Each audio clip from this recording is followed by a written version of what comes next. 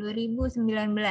Nanti teman-teman yang lainnya yang tidak join bisa lihat recordingnya atau bertanya ke teman-teman yang hadir pada siang hari ini. Gimana nih, masih pada KKN ya hari ini? Masih pada di desa kah? Enggak, Alhamdulillah Bu. Masih, Bu. Masih, Bu. Sambil nyambi KKN. Oke.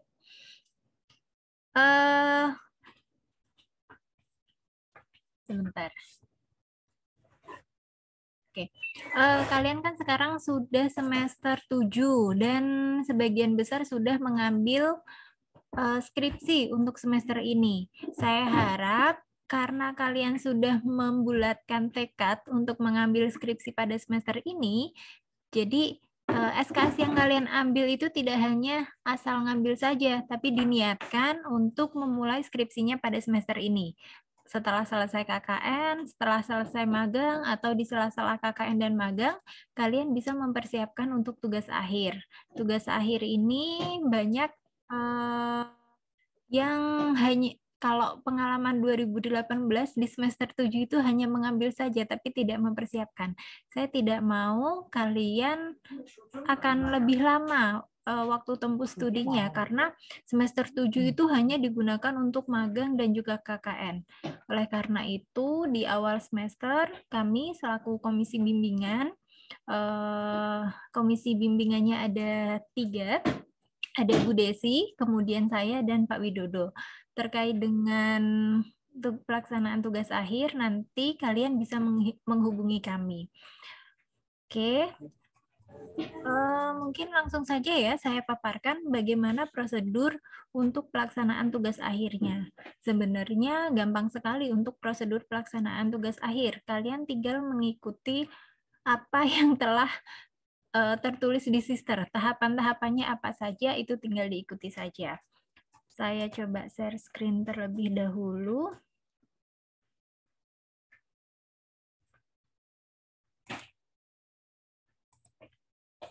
Oke. Nah, sebelumnya kalian tentunya sudah tahu apa sih tugas akhir itu atau dikatakan sebagai skripsi. Skripsi ini memang sebagai syarat untuk lulus sebagai S1. Sarjana, baik sarjana pertanian, peternakan, atau sarjana lain harus menyelesaikan tugas akhirnya berupa skripsi. Nah, ada beberapa syarat untuk dapat melakukan tugas akhir. Yang pertama, kalian harus telah menempuh SKS sebanyak 120 SKS. Jadi dilihat lagi nih transkripnya. Saya rasa kalau sekarang sudah semester 7, sudah lebih dari 120. Ini syarat untuk bisa mengajukan tugas akhir. Kemudian IPK-nya juga minimal 2. Kalau ada yang kurang dari 2, berarti ini harus mengulang beberapa mata kuliah hingga IPK minimalnya 2. Tapi saya rasa IPK 2019 ini cukup bagus, rata-ratanya 3 ke atas ya. Kemudian ada berkas-berkas seperti abstrak penelitian, kemudian bukti telah berpartisipasi pada kegiatan PKM, minimal mengajukan. Jadi kalau kalian belum pernah mengajukan PKM, belum bisa melakukan pengajuan tugas akhir. Buktinya berupa apa? Berupa proposal yang telah ditandatangani oleh dosen pembimbing. Kalau dulu kan sebelum mengajukan proposal pasti ada tanda tangan di lembar pengesahannya, itu ada tanda tangan ketua, kemudian ada tanda tangan dosen pembimbing. Tidak masalah, kalian baik sebagai anggota ataupun sebagai ketua, ini boleh. Sehingga buktinya bisa berupa proposal yang ada lembar pengesahan yang telah disetujui. Kalau proposalnya hanya proposal aja, tapi tidak ada lembar pengesahannya, ini tidak akan diterima. Saya rasa di 2019 ini sudah pernah mengajukan PKM, baik itu sebagai ketua ataupun anggota. Ini tidak harus lolos, yang penting minimal pernah mengajukan. Kemudian syarat selanjutnya, jika kalian tugas akhirnya atau penelitiannya mengikuti penelitian dosen, misalkan ada yang ikut proyek penelitian dari dosen, kalian wajib menyertakan surat pernyataan mengikuti proses penelitian dosen. Hal ini diperlukan untuk antisipasi. Nanti biasanya kalau penelitian proyek dosen kan pembiayaannya dari dosen. Kemudian mungkin ada perjanjian meskipun skripsi tapi nanti di publikasi jurnal dosennya nama pertama atau harus seperti apa nanti dengan dosen yang diikuti itu bagaimana kesepakatannya. Nah, untuk membuktikan bahwa kalian memang mengikuti proyek dosen, harus menyertakan ini, surat pernyataan bahwa mengikuti penelitian dosen. Untuk formulirnya semuanya ada. Saya sudah share di grup, ada 2 dokumen. Dokumen pertama adalah panduan penulisan karya ilmiah. Jadi format bagaimana kalian membuat draft proposal, draft tugas akhir, kemudian latar belakang itu isinya apa, kemudian tujuan, hipotesis, dan lain-lain. Nah, ini saya paparkan alur proses tugas akhir dulu. Setelah semua syaratnya terpenuhi atau lengkap, kalian bisa mengajukan judul dengan cara mengirimkan berkas melalui Google Form berikut. Nah, Google Form berikut untuk pendaftaran judul, kalian bisa lihat di sini. Screen saya apa sekarang? Belum muncul ya? Belum, Bu. Oke, ini untuk pendaftaran judulnya seperti ini. Jadi nanti kalian mengisi nama, kemudian NIM, nomor HP, email, angkatan tahun masuk, dan minatnya apa, kemudian judulnya apa. Nah, sebelum kalian mengisi pendaftaran judul skripsi, kalian harus membuat abstrak penelitian terlebih dahulu. Abstrak penelitian seperti apa? Sangat mudah sekali, karena hanya berisi latar belakang singkat, tujuan, materi metode, termasuk metode pengamatannya dengan cara apa, variabelnya apa, hanya abstrak penelitian saja. Di-upload di sini, kemudian bukti berpartisipasi dalam PKM, setelah itu ada yang ikut proyek penelitian dosen, kalian sertakan juga surat pernyataannya. Kalau tidak ikut penelitian dosen, misalkan penelitiannya secara mandiri atau tugas akhirnya di lapang di rumah yang memang tidak ikut proyek dosen, tidak perlu mengupload bukti ini. Dan yang terakhir, copy transkrip nilai dari semester 1 sampai dengan semester akhir. Misalkan sekarang semester 7 berarti ya sampai semester kemarin, semester 6. Karena semester 7 kan belum keluar transkripnya. Disubmit. Sangat mudah sekali. Mungkin saya berikan contoh juga untuk abstraknya di mana ya?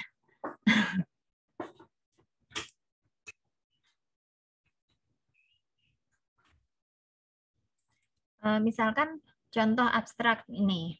Saya ngacak ya dari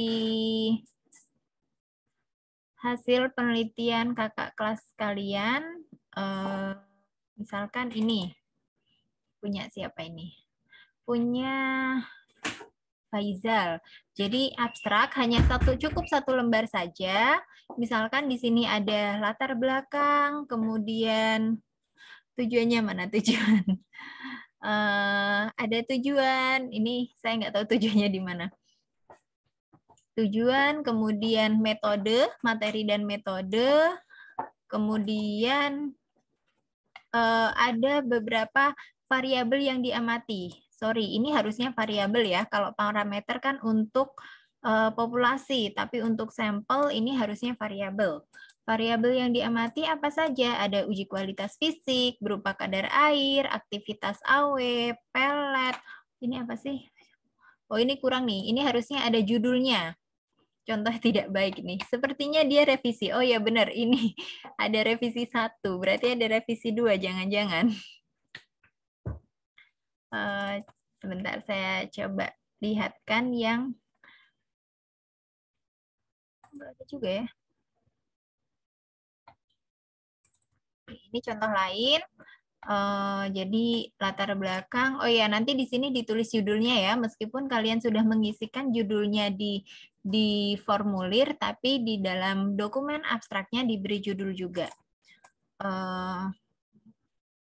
Ini kemudian ada tujuan. Nah, ini dilakukan dengan tujuan mengidentifikasi dan mengkarakterisasi cendawan dengan kontaminasi. Oh, sepertinya ini nutrisi. Ini contoh dari penelitian minat nutrisi menganalisis kontaminasi dari cendawan di beberapa bahan pakan. Bahan pakan untuk apa ini? Untuk unggas, terhadap ternak unggas, khususnya untuk ternak ayam.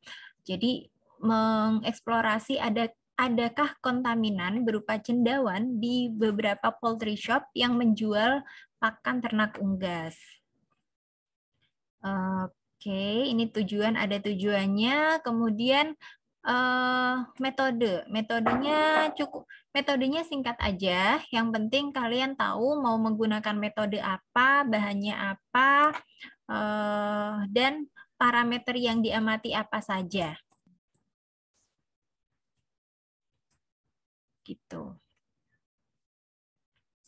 Ini contoh nanti kalau kalian sudah membuat abstrak, kemudian mensubmit pendaftaran judul, nanti Kombi akan melakukan evaluasi, melakukan rapat komisi bimbingan untuk menentukan apakah pengajuan judul kalian disetujui atau tidak.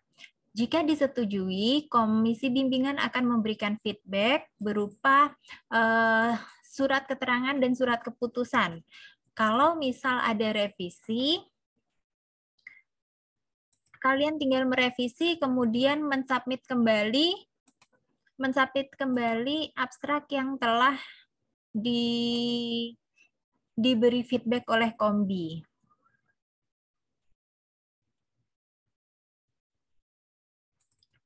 Nah, nanti setelah kalian merevisi abstrak dan pengajuan judulnya telah diterima oleh Kombi, oleh komisi bimbingan, kalian akan, ini nggak ada ya? Oh, belum. Akan mendapatkan surat pengumuman seperti ini, dan di dalam surat pengumuman akan ada keterangan siapa dosen pembimbing utama, kemudian dosen pembimbing anggota, serta penguji. Penguji untuk seminar proposal, seminar hasil, dan juga ujian skripsi atau ujian sidang tugas akhir. Setelah komisi bimbingan menetapkan siapa DPU, kemudian siapa DPA, dan siapa penguji, komisi bimbingan akan menginput data di dalam sistem. Jadi siapa, misalkan ini Siti Fatimatu Zahro, judulnya apa, kemudian siapa pembimbingnya. Setelah komisi bimbingan menginput data di sister, mahasiswa diwajibkan ya, bukan diharapkan, konfirmasi ke operator fakultas untuk pencetakan surat tugas dari pembimbing dan dari pembimbing, baik pembimbing akademik pembimbing utama dan juga pembimbing anggota. Jadi gini deh, sampai sini ada yang ditanyakan?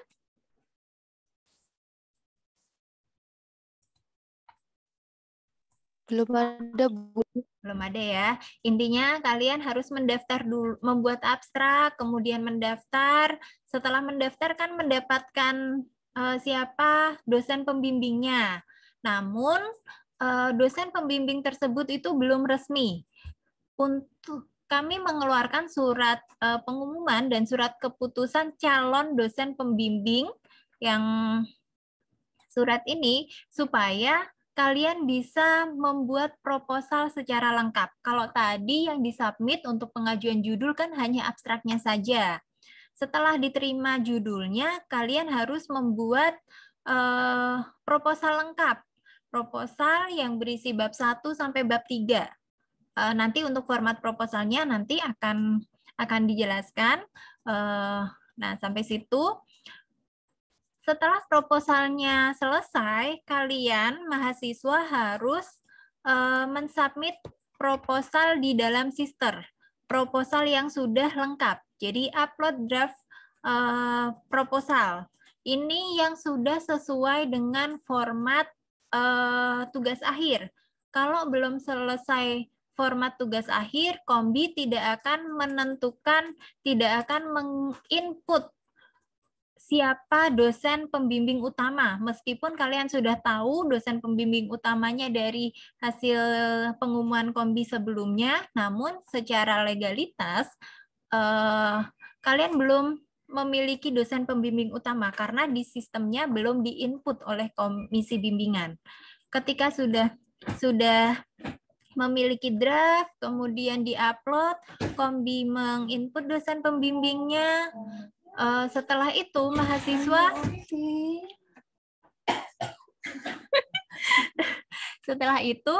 mahasiswa wajib bimbingan dan mendapatkan ACC dari kedua dosen pembimbing. Jadi ACC-nya berupa mungkin bisa di ACC di mana? Di hard file, kemudian juga di ACC di Sister. Karena nanti setelah upload, nanti mahasiswa akan mengupload proposal final yang benar-benar sudah selesai, yang akan digunakan untuk seminar proposal. Jadi kalau ini kan baru draft ya, kemudian kalian bimbingan, setelah disetujui oleh dosen pembimbing, kalian bisa upload proposal finalnya di dalam Sister. Kemudian dosen pembimbing akan menyetujui proposal final. Dari sini, Kombi baru bisa menetapkan penguji. Siapa pengujinya? Sebenarnya di awal sudah ditetapkan, hanya saja ini untuk legalitas surat tugas penguji baru bisa didapatkan setelah kalian mengupload proposal final. Setelah mendapatkan surat tugas penguji, mahasiswa baru bisa melakukan seminar proposal. Jadi tahapannya tinggal mengikuti ini sebenarnya.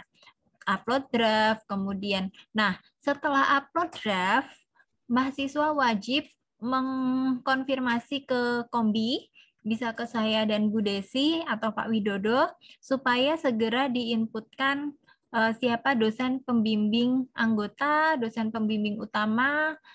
Kalau kalian tidak mengkonfirmasi, Kombi tidak tahu karena di sistem tidak ada notifikasinya. Bisa jadi kalian upload tapi tidak konfirmasi, 2 minggu kemudian tetap masih belum ada dosen pembimbing di dalam sisternya karena karena belum konfirmasi. Sampai sini ada yang mau ditanyakan? Nanti kalau ada yang mau ditanyakan silahkan langsung saja ya. Oke, ini baru sampai ke proses untuk seminar. Jadi kalian bisa seminar ketika telah mendapatkan ACC proposal final, telah mendapatkan SK penguji, SK pembimbing, baru bisa mendaftar seminar proposal. Apa saja syarat untuk pendaftaran seminar proposal? Oke.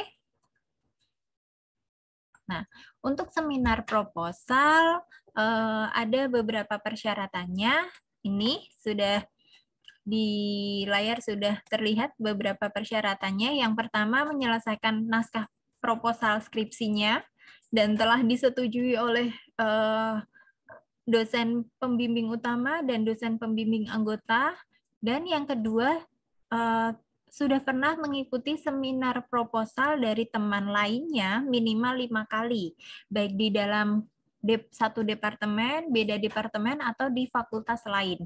Tidak masalah, kalian mau mengikuti seminar proposal di mana saja diperbolehkan.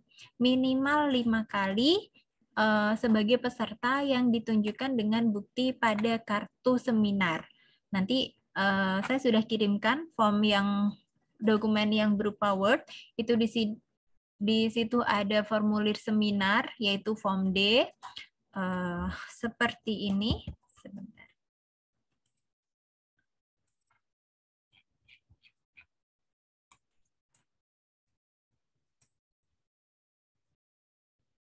Nah ini untuk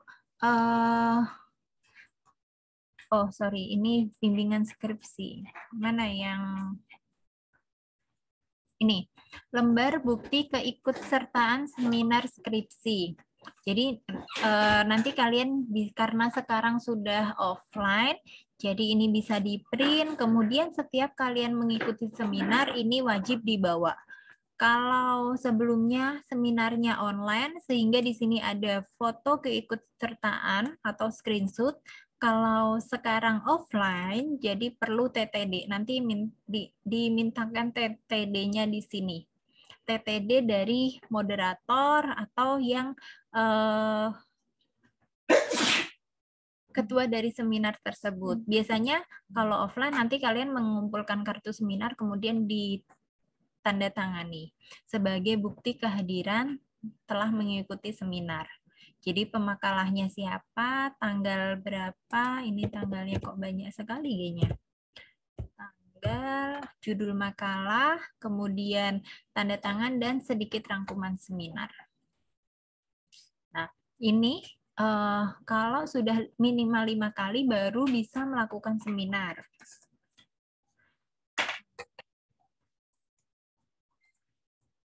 Kalau sudah memiliki 2 syarat ini, 2 dokumen ini, kalian bisa mendaftarkan seminar, jadi membuat jadwal dulu antara dosen pembimbing utama, pembimbing anggota, kemudian penguji, kira-kira kapan beliau itu bisa melaksanakan seminar proposal adik-adik sekalian.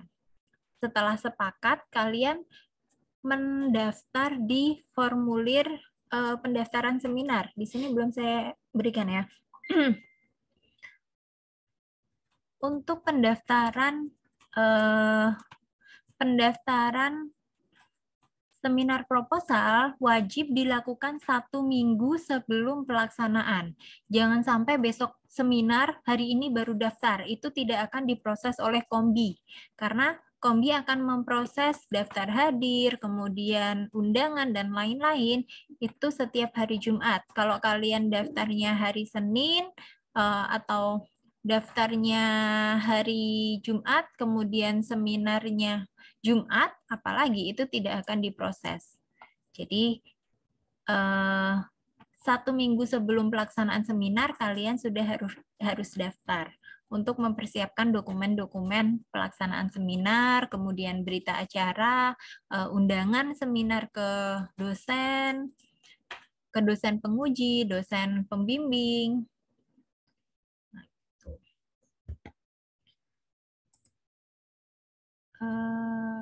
Sebentar ya, ini untuk, jadi nanti kalian mengisi link ini untuk mendaftar seminar. Sama seperti pendaftaran judul skripsi, ada nama, NIM, kemudian judul penelitiannya, nama DPS, kemudian DPU ya, maksudnya ini DPU, DPA, pengujinya siapa, kemudian file proposal yang sudah disetujui pembimbing, dan bukti keikut seminaran proposal, hari dan tanggal pelaksanaan seminar, waktunya jam berapa, karena seminar proposal ini akan dilakukan selama 1 jam. Misalkan jam 9 sampai jam 10 atau jam 10 sampai jam 11, tergantung kesepakatan antara pembimbing dan penguji. Dan juga file presentasi. Semua ini wajib kalian ini upload dan kalian isi. Satu lagi yang miss dari saya, ketika kalian pertama kali mengupload draft draft draft proposal, wajib dilakukan Turnitin terlebih dahulu dan hasil Turnitinnya tidak boleh lebih dari 30%. Kalau misal 32%, Kombi tidak akan menerima. Kalian harus merevisi, memperbaiki sampai 30, itu maksimal. Kalau di bawah itu berarti lebih bagus, misalkan 20, 16, 10%, itu sangat bagus sekali. Tapi kalau lebih dari 30, misalkan 40 atau 50, tidak akan diproses lebih lanjut.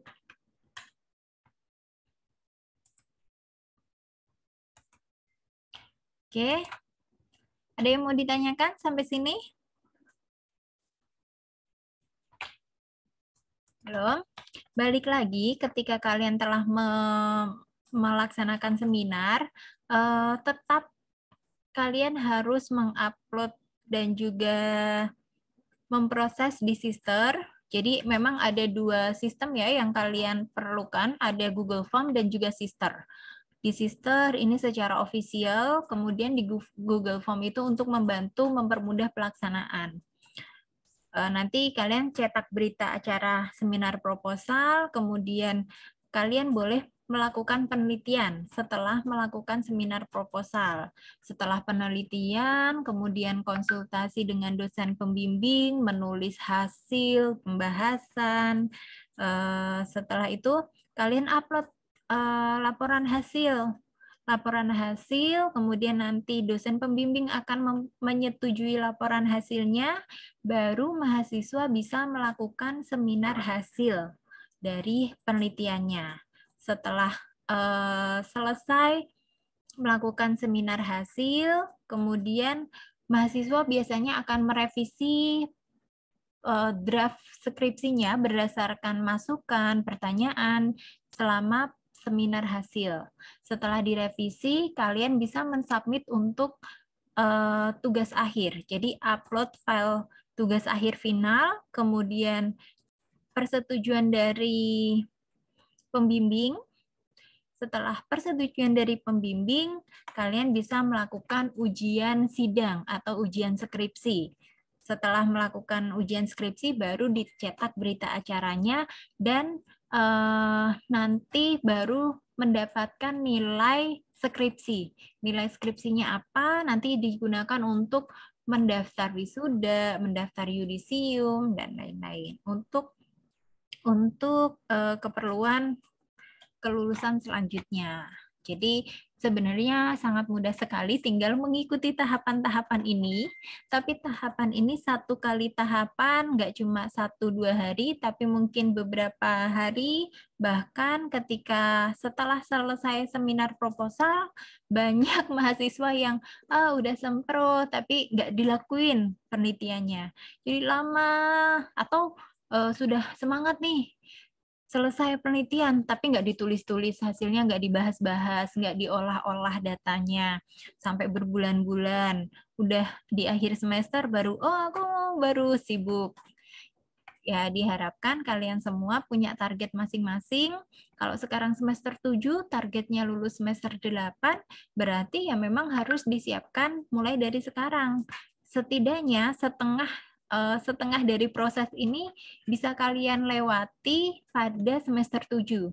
Karena misalkan kayak gini, semester 7 sudah selesai bab 1 sampai bab 3, kemudian sempro, semester 8 kalian kan tidak ada kegiatan lain selain skripsi. Jadi bisa fokus ke penelitian. Misalkan penelitian menghabiskan waktu 2 sampai 3 bulan. Berarti 2 sampai 3 bulan penelitian, terus 1 bulan pembahasan, 1 bulan lagi untuk persiapan seminar hasil dan sidang. Itu waktunya sebenarnya selama 1 semester untuk penelitian dan pembahasan ini juga cukup padat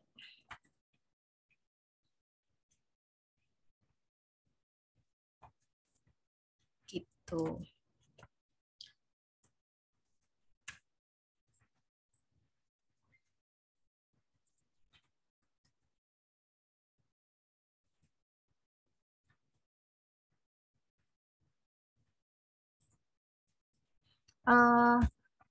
bagi mahasiswa yang tidak punya akun Turnitin, nanti dosen Kombi akan membagikan apa namanya ya? Namanya apa? Password atau ID. Karena kalian student langsung masukkan ID aja supaya bisa melakukan cek Turnitin sendiri.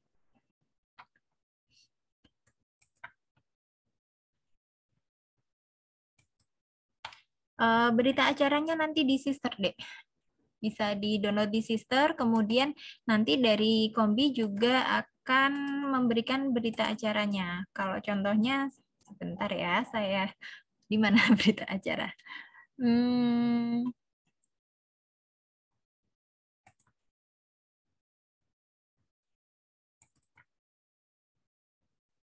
Nah, ini. Oh, nilai? Kayaknya bukan ini deh. Untuk berita acara nanti ada formatnya sendiri. Dari komisi bimbingan. Jadi nanti ada berita acara, kemudian lembar penilaian, nanti akan dibagikan ke dosen bersama dengan ketika kalian mendaftarkan seminar, nanti Kombi akan menyiapkan undangan, lembar penilaian dan juga berita acara. Nanti akan diserahkan ke pembimbing dan juga penguji. Sehingga nanti pembimbing dan penguji akan menilai bagaimana performa kalian selama melakukan seminar proposal. Entah dari presentasinya, kemudian cara menjawab, penalaran keilmiahannya. Kalau di sini ada beberapa penilaian yang dinilai selama melakukan skripsi. Jadi mulai dari judul, latar belakang, kemudian rumusan masalah, variabelnya, indikator lainnya, sumber data, dan metodologi. Nah, selain itu, selama melakukan tugas akhir atau skripsi, mahasiswa wajib mengisi jurnal pembimbingan skripsi. Jadi siapa dosen pembimbing pertama, kedua, kemudian kapan kalian melakukan bimbingan, selalu bawa format bimbingan. Tanda tangan. Misalkan kalian hari ini konsultasi draft, terus dengan siapa? Dengan pembimbing 1. Nanti konsultasi draft dengan pembimbing 2, minta tanda tangan. Baik secara offline ataupun online, nanti dimintakan tanda tangannya. Kalau misal online, bimbingannya nanti minta tolong dosen pembimbingnya untuk memberikan tanda tangan atau paraf di jurnal pembimbingan ini. Karena di jurnal pembimbingan ini nanti kalian akan upload untuk pendaftaran sidang. Break. Oh, break.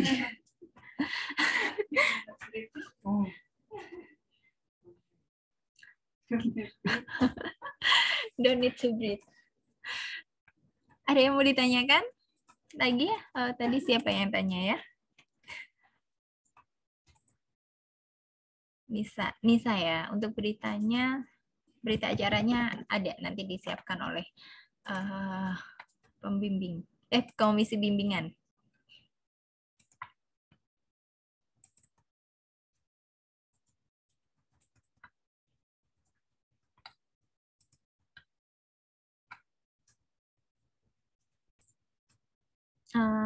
Oh, ini ada pertanyaan. Sempro sampai sidang dilakukan secara offline?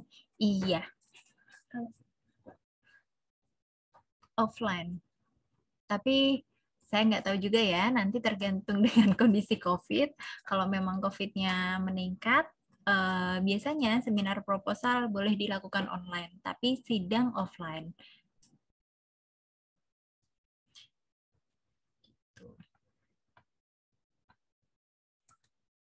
Ini saya share apa?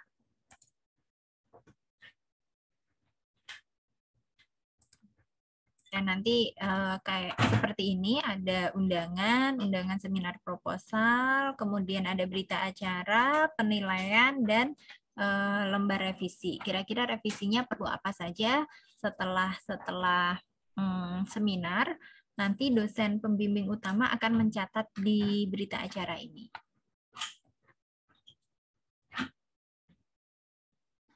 Tadi ada yang bertanya lagi. Jika sudah upload judul dan sudah ACC, lalu dari saya sendiri ada beberapa problem mengenai judul, apa boleh diganti? Kalau sudah mendapatkan SK pembimbing, itu bisa diganti, tapi kalian harus mengulang dari tahap awal. Dari upload proposal, kemudian penetapan pembimbing, mendapatkan SK baru bisa melanjutkan ke tahap selanjutnya. Sebentar, saya coba share screen. Ini, di sini kalian kan akan mendapatkan SK surat tugas pembimbing. Di sini itu ada judulnya apa, kemudian siapa pembimbingnya. Ketika kalian ganti judul, berarti kalian harus nanti Kombi akan menghapus, kemudian kalian mengupload draft baru, judul baru, penetapan pembimbing dan judul yang baru kalian bisa mendapatkan SK pembimbing dan melanjutkan ini proses selanjutnya untuk tugas akhir. Tetapi kalau kalian setelah seminar proposal kalian ganti judul, kalian harus melakukan seminar proposal lagi.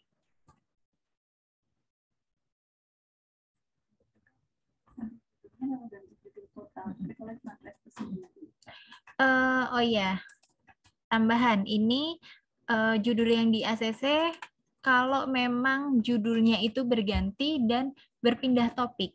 Tapi kalau misalkan di sini nih, ini judulnya kurang besar ya.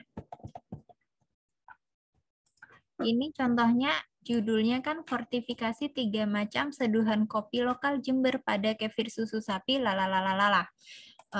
Nah ini saya ganti nih fortifikasi, saya ganti penambahan 3 macam seduhan, nggak masalah kalau kayak gitu. Tapi kalau misal penggantiannya seperti ini, fortifikasi 5 macam seduhan kopi diganti nangka misalkan, itu ya harus ganti total karena memang objeknya berbeda.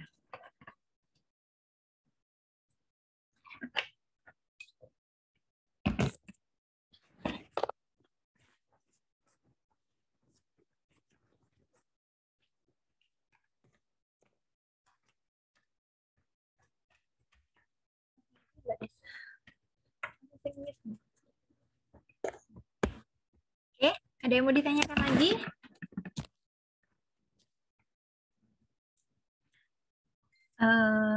Jika tidak ada, mungkin saya sedikit memaparkan format untuk proposal dan juga tugas akhir mahasiswa. Ini file ini sudah saya share, kalian nanti bisa download di mana? Bisa download di grup.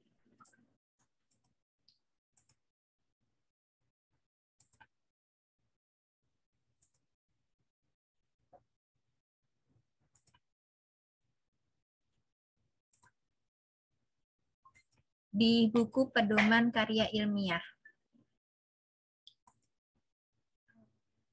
Buku pedoman karya ilmiah.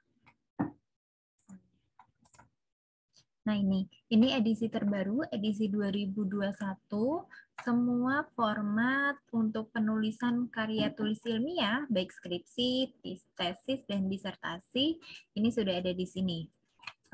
Saya langsung saja ke apa saja sih isi dari skripsi, isi dari seminar proposal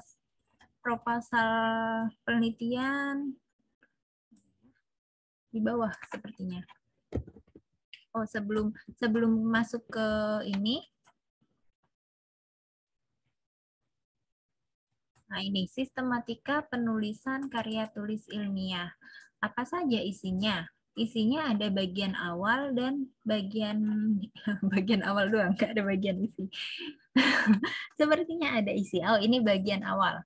Bagian awal ada halaman judul, kemudian halaman publikasi, jika ada, jika tidak ada juga tidak usah ditulis.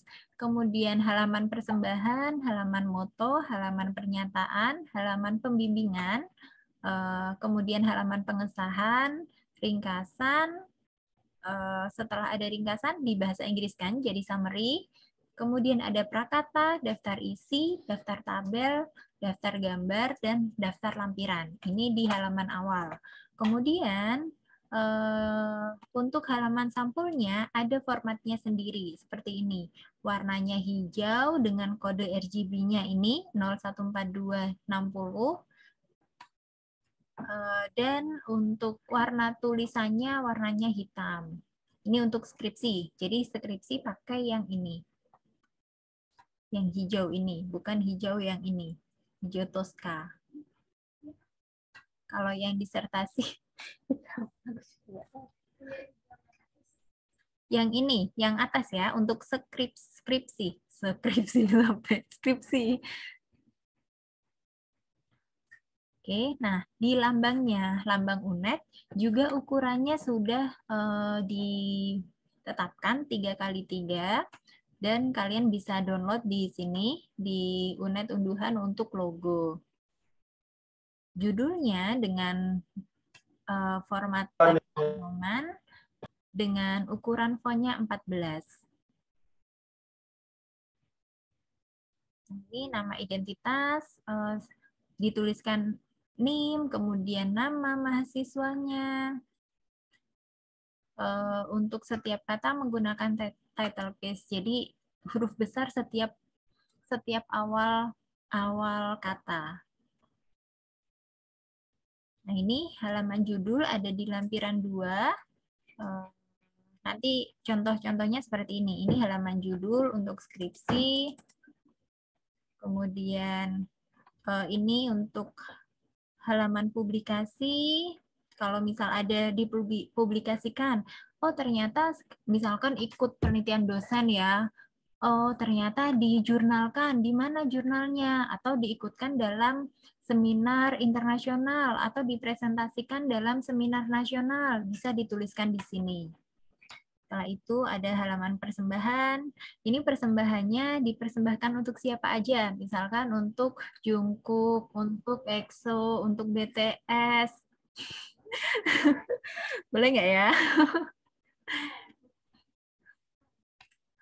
Biasanya kalau request Bu Desi untuk persembahan ini yang formal saja, misalkan ke orang tua, kemudian ke dosen, ke dekan, ke KPS, atau orang-orang lain yang memang mensupport dalam penyelesaian tugas akhirnya. Misalkan teman-temannya. Nanti, nah di halaman persembahan ini cukup 1 lembar. Cukup 1 lembar aja. Jadi pilihlah dari sekian banyak yang membantu, ini ditulis 1 lembar. Misalkan teman-teman yang membantu mungkin tidak perlu dituliskan semua namanya, tapi teman satu tim penelitian bisa ditulis seperti itu. Misalkan dosen PS peternakan, kan ada banyak tuh dosennya, nggak usah ditulis satu-satu, tapi tim dosen peternakan, misalkan seperti itu. Ini halaman moto. Kalian moto hidupnya apa? Bisa ditulis di sini. Pernyataan, ini sudah ada formatnya. Kalian tinggal menulis seperti ini. Nah, ini halaman pembimbing. Halamannya siapa? Judulnya apa, nama, kemudian pembimbingnya siapa. Kalau ini kan 1. Kalau ini contohnya 1 ya. Kalau ada 2 berarti dosen pembimbing utama dan dosen pembimbing anggota. Setelah itu ada halaman pengesahan seperti ini. Judul ini untuk pengesahan seminar proposal dan dan tugas akhir berbeda. Nanti ditulis aja skripsinya apa, kemudian akan diseminarkan pada hari apa-apa-apa, ditandatangani. Nah, ini contoh dari ringkasan. Ringkasan cukup 1 lembar saja. Oh, ini bisa 2 lembar. Biasanya sih 1 lembar, tapi ketika di ringkasannya 2 lembar, boleh. Kemudian bahasa Inggrisnya dan prakata. Daftar isinya formatnya seperti ini. Untuk bab-babnya ditulis tebal dan di halaman awal menggunakan huruf Romawi dan mulai bab 1 pendahuluan ini menggunakan angka 1, 2, 3, 4, 5. Kalau ini I2 yang huruf angka Romawi.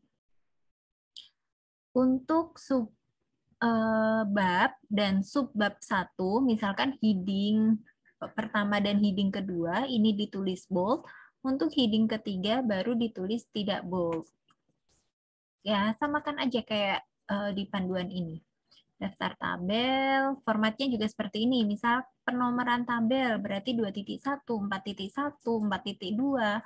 Nanti di dalam isi proposal atau skripsi kalian, penamaan tabelnya juga tabel 2.1, tabel 4.1. Kalau gambar juga seperti itu, gambar sesuai babnya ya ini. Misalkan gambarnya ada di bab 2, ya berarti 2.1, 2.2, 2.3, dan seterusnya. Terakhir, ada daftar lampiran. Ada lampiran 1 dan sampai lampiran berapa. Lampiran ini bisa berupa, misalkan kalau kalian skripsinya melakukan wawancara, daftar pertanyaan wawancara bisa dilampirkan di sini, atau lampiran penilaian responden kalau misal melakukan uji organoleptik atau uji kepuasan. Karena kalau kalian memasukkan hasil secara keseluruhan di hasilnya itu kan tidak mungkin. Biasanya kalau di dalam hasil hanya rata-rata. Jadi seluruh respon dari responden ini bisa dilampirkan di daftar lampiran. Ini untuk lampirannya. Halaman awal, kemudian setelah halaman awal balik lagi ke atas ada isi. Mana isinya? Nah, ini ada isi bagian utama dari skripsi kalian. Bagian utamanya berisi apa? Yang pertama ada pendahuluan. Pendahuluan ini isinya ada latar belakang dan rumusan masalah. Kemudian ada tujuan penelitian dan manfaat penelitian. Ingat ada 4 subbab. Jadi jangan cuma ditulis latar belakang dan tujuan, tapi dari latar belakang sampai dengan manfaat penelitian. Yang kedua ada tinjauan pustaka. Nah, tinjauan pustaka ini kan dari hasil studi literatur yang kalian lakukan, kalian nanti di dalam tinjauan pustaka akan membuat hipotesis.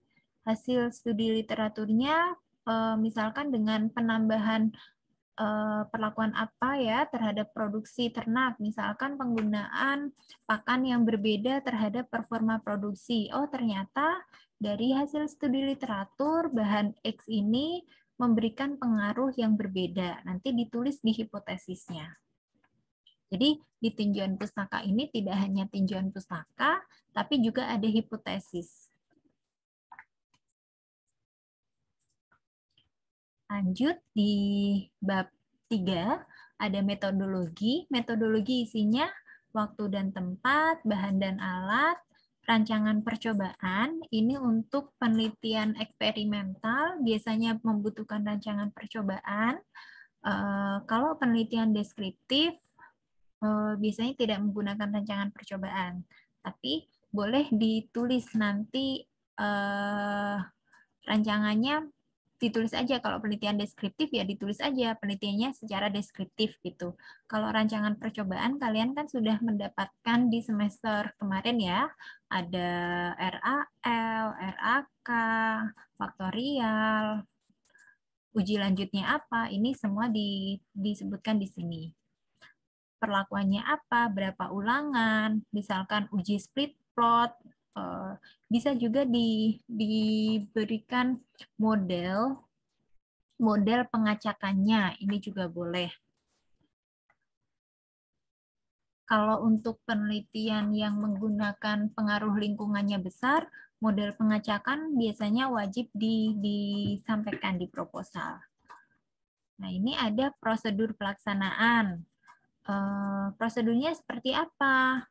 Bisa dibuat diagram atau flowchart, bisa dibuat deskripsi 1, 2, 3, kemudian setelah prosedur variabel pengamatan. Variabel pengamatannya apa?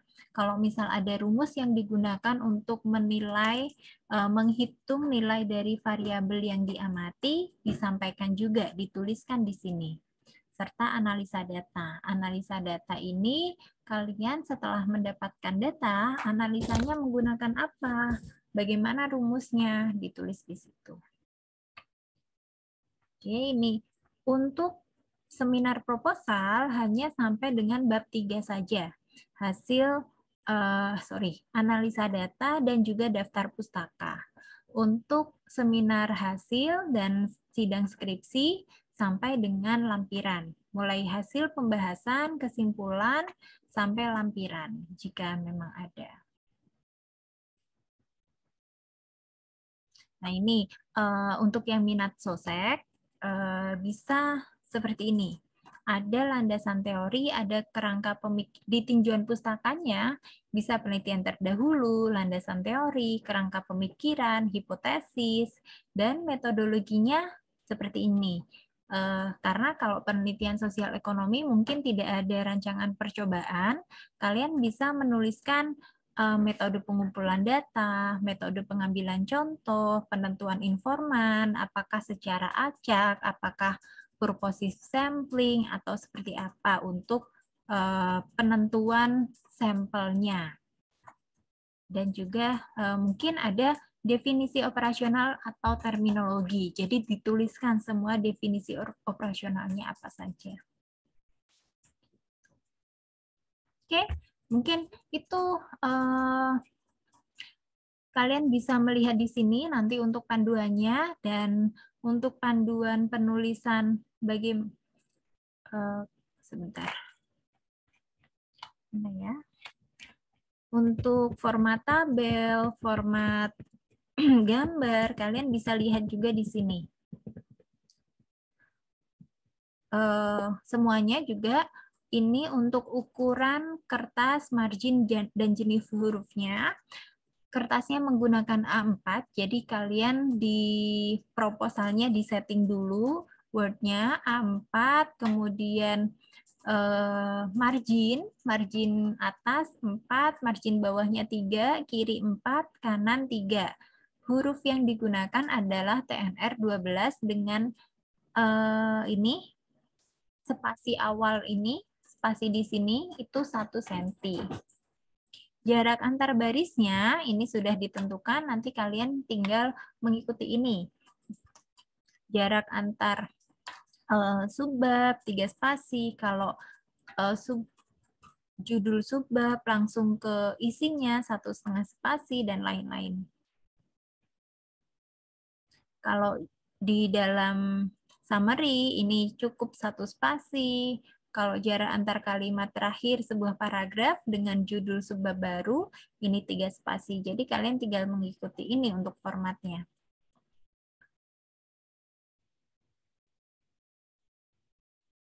Oke.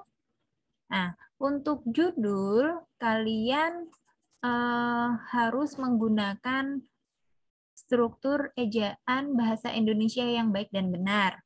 Di dalam penulisannya pun seperti itu. Misalkan singkatan tidak boleh di awal. Tiba-tiba kalian FCR dari ayam misalkan, FCR di depan, itu tidak boleh. Kan FCR ini singkatan, berarti tidak boleh. Atau seperti ini salah karena subjeknya mana? Kok tiba-tiba predikat? Mempelajari respon pertumbuhan, harusnya kan ini contoh yang benar, subjek, predikat, objek. Tuh, respon pertumbuhan cabai rawit pada kompos. Nah, Kalau ini kan mengkaji, mempelajari, atau menganalisis, itu bukan judul, tapi kata-kata yang digunakan untuk tujuan. Dan kalian kan S1, di tujuannya pun jangan cuma mengidentifikasi, tulislah di tujuan itu minimal menganalisis atau mengkaji. Nih, dan untuk penulisannya juga seperti segitiga terbalik, maksimal 20 kata.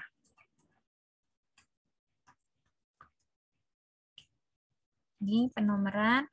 Untuk nomornya juga ada di bagian kanan atas. Ini formatnya untuk tinjauan pustaka. Kalau ada beberapa subbab, ada sub-subbab seperti ini. Misalkan 2.2, 2.2.1, kemudian ada A, B. Kalau ada sub-sub-subbab lagi, ini 1, 2. Banyak banget sub-sub-subbab. Sub-sub-sub-sub.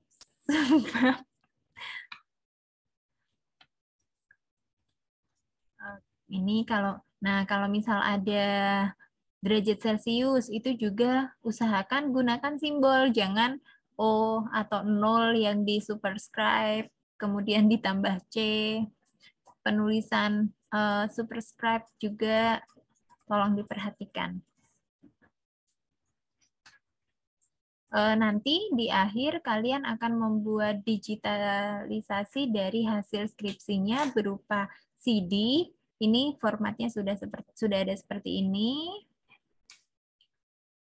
Yang penting lagi, ketika kalian menuliskan daftar rujukan dan daftar pustaka, ini wajib dibuat menggunakan aplikasi Reference Manager. Bisa pakai Mendeley, Zotero, atau EndNote. Ini untuk mempermudah pembimbing mengecek daftar citasi kalian.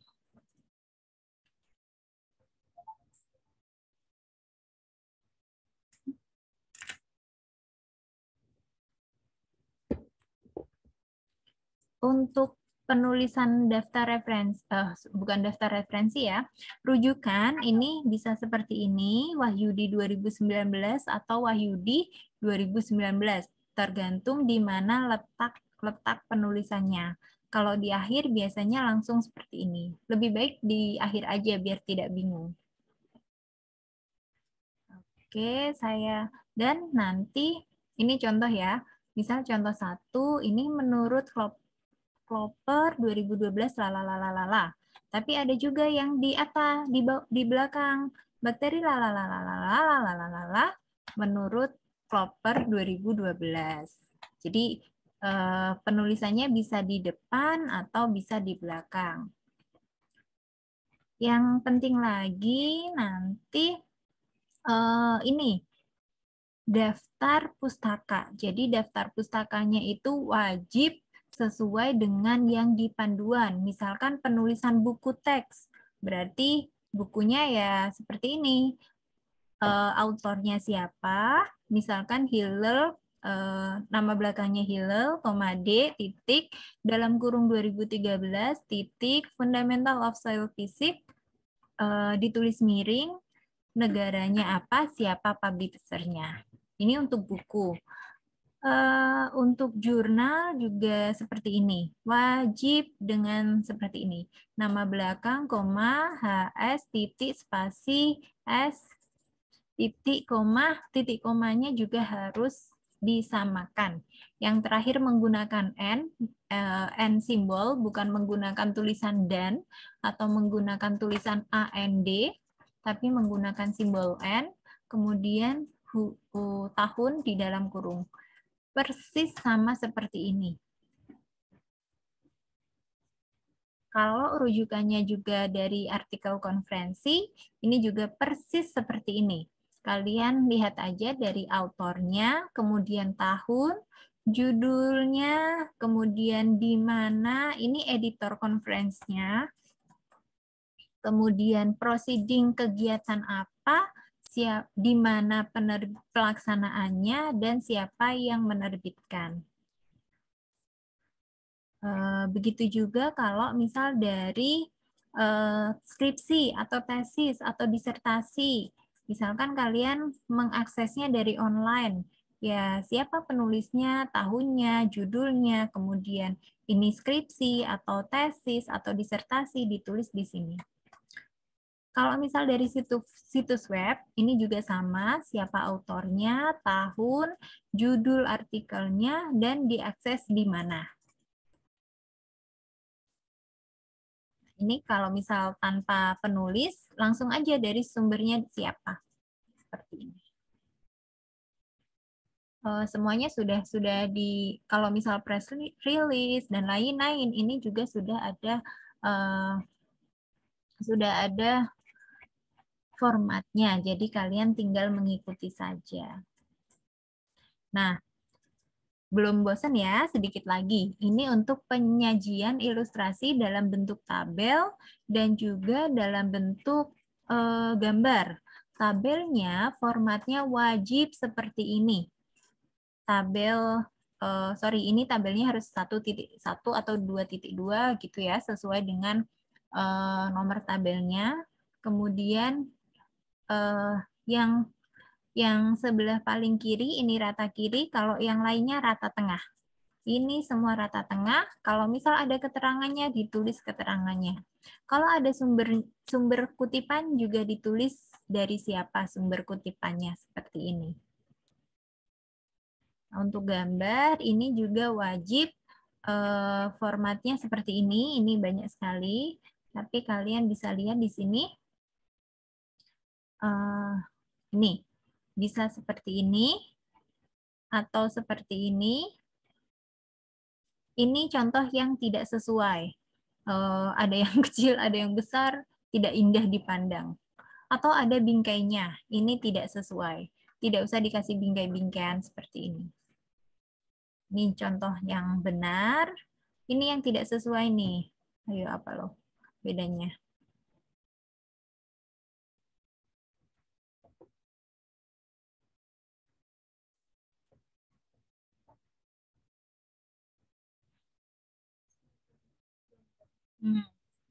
Judul gambarnya.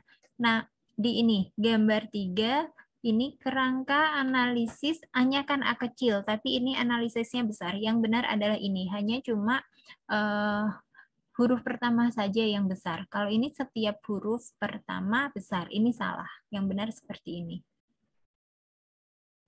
Gitu.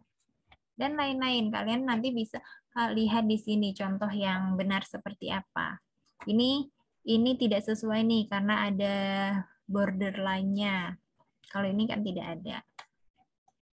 Oke, mungkin cukup dari saya.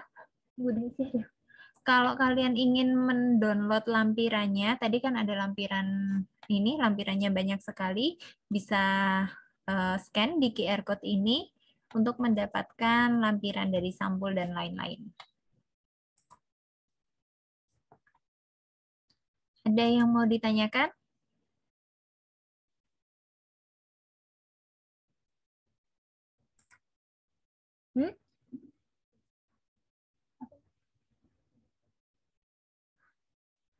Udah pada punya riset belum? Gak ada orangnya ya ini. Saya Bu izin bertanya Bu. Oh iya silakan Bu. Jadi begini ya Bu. Untuk mengikuti penelitian dosen ini berpengaruh sama nilai skripsian Bu? Oh tidak, Terima tidak kasih. berpengaruh. Tidak berpengaruh pada nilai skripsi, hanya saja surat pernyataan tadi dibutuhkan ketika nanti jangan-jangan nauzubillah ya, ada masalah di akhir. Ini kan misalkan dosennya publish duluan, skripsi kamu belum selesai, belum ujian, tapi datanya udah dipublish di jurnal. Itu tidak masalah, asalkan nanti Turnitin-nya berbeda. Misalkan dipublish bahasa Inggris, tapi skripsi kamu bahasa Indonesia. Tapi kalau dipublish, boleh nggak sih? Boleh ya? Dipublish dulu, kemudian nanti berarti kamu memberikan tadi halaman publikasi atau dikhawatirkan lebih bagus malah seperti itu. Oh iya, nanti ketika kalian lulus malah diwajibkan untuk mensubmit hasil skripsi sebelum apa? Yudisium atau sebelum sidang.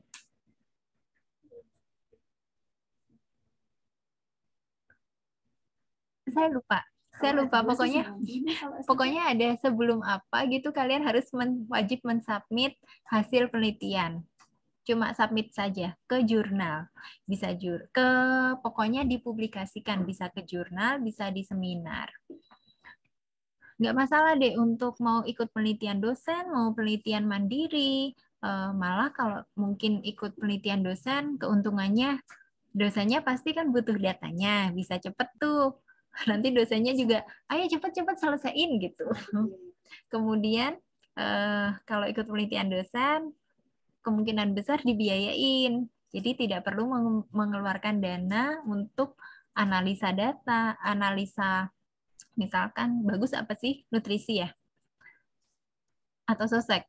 Misalkan untuk analisa atau misal kalau mau survei lapang ke mana-mana ya bisa dibantu oleh dosennya. Tapi ikut penelitian dosen ini nanti juga tergantung kesepakatan adik-adik sekalian dengan dosennya. Sejauh mana sih pendanaannya? Apakah semua didanai oleh dosen atau hanya sebagian atau seperti apa? Tapi untuk baik, Bu. Untuk nilai tidak berpengaruh.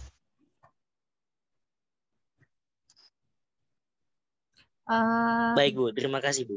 Oke, ini ada pertanyaan lagi. Untuk CD yang ada di digitalisasi itu isinya skripsi, Dek. Yang sudah jadi.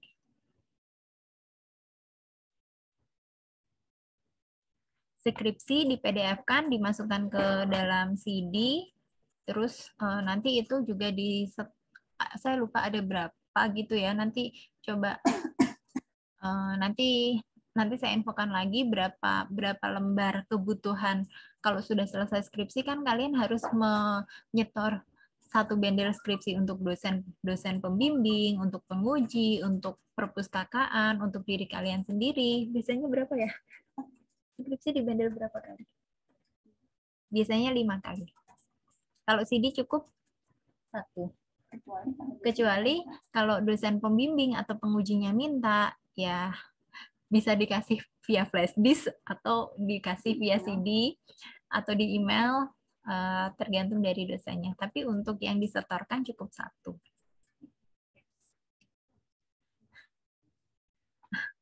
Ini udah pada tanya bendel CD, CD room untuk nyimpen data skripsi. Ide penelitiannya dulu nih, segera dibuat.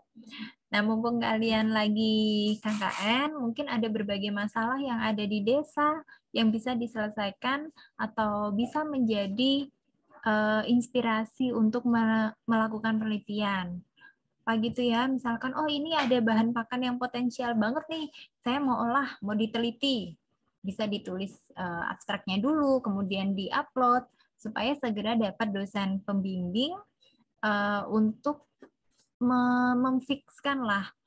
Kalau menurut saya ya, daripada kalian bingung-bingung sendiri, mending konsultasi dengan dosen.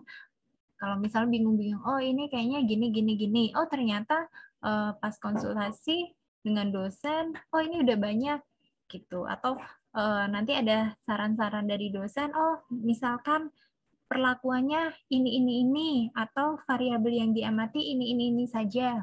Kalau ini dan ini kurang, jadi perlu ditambahkan. Misalkan kayak gitu.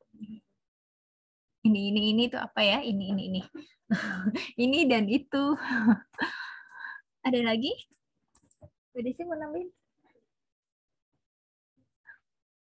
Saya ingatkan kembali, setiap kalian selesai mengisi Google Form, konfirmasi ke saya atau ke Bu Desi.